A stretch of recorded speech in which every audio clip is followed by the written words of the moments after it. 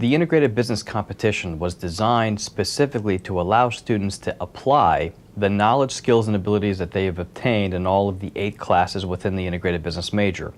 And it provides them a unique opportunity in that they work on a business concept, they form their own teams, and they have to put together a draft or a report.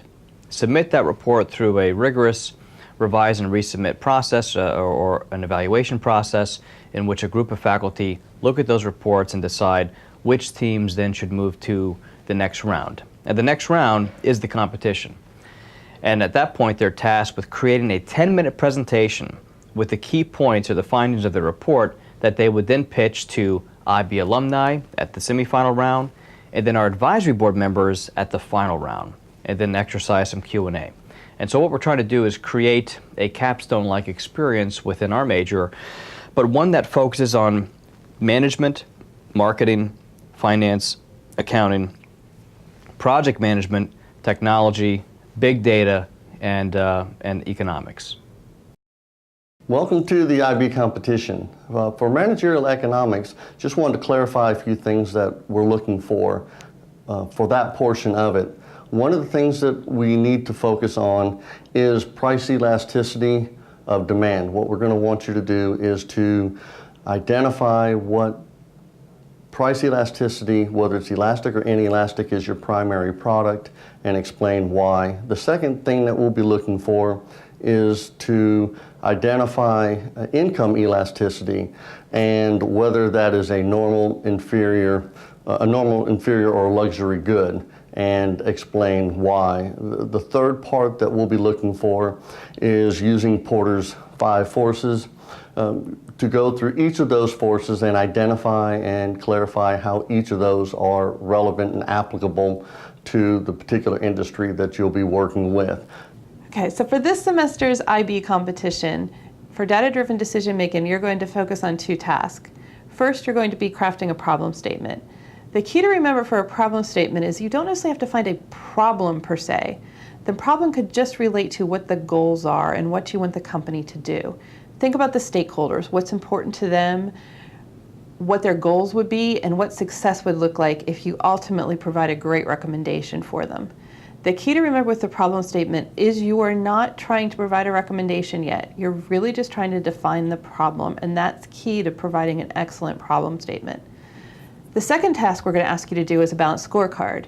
And this goes near the end of the report. And what you're doing here is determining whether or not success has been met.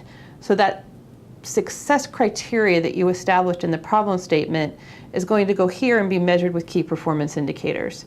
You're going to look at the financial performance, how the customers view the company, how the employees view the company, and any other key factors that you know whether or not your recommendation has been successful.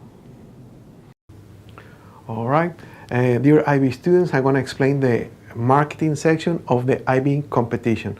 As you can see in the instruction, we have 6 sections. I want to touch base very briefly in each of them. The first one, the starting point for any market research project is research. So I'm going to ask you to do a focus group. You will know what is the case, what is the type of company. So now you can recruit 8 participants to do the focus group. So that's your starting point here on the marketing research. The second part is after you conducted that and talking with possible prospects of the business, now you're going to define marketing objectives. After marketing objectives, the third part is going to be segmentation, targeting, and positioning. For those students who take the class during the summer or are taking the class this semester, this is very similar to our final project. So you are familiar with the concept. On number 4, after we do the research, the objectives, the segmentation, targeting, and positioning, now we can start making recommendations. Are you going to make recommendations about the 4 P's of marketing? We're going to put more emphasis on the P of promotion, about sales and digital marketing, like is indicated in the instructions. Then the last 2 points is the marketing budget.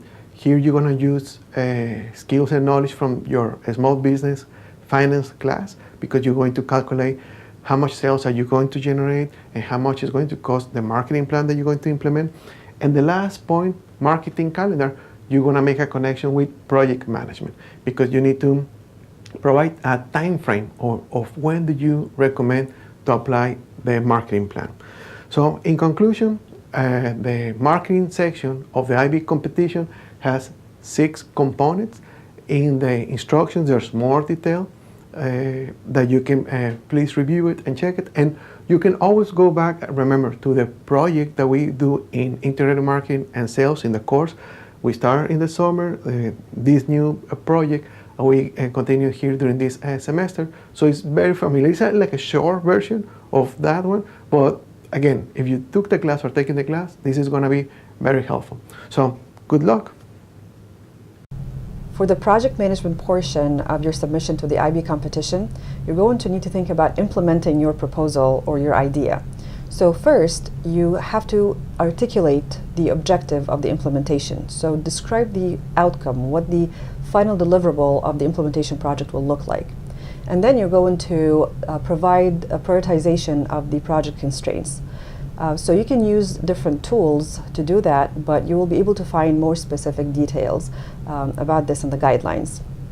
You will then articulate the scope of the implementation project in the form of a work breakdown structure. And of course, you're going to develop a project schedule in the form of a Gantt chart. Finally, don't forget to document all your assumptions that justify the decisions that you made throughout the planning process. When you use these tools and techniques, remember that they are not just a pile of charts and graphs.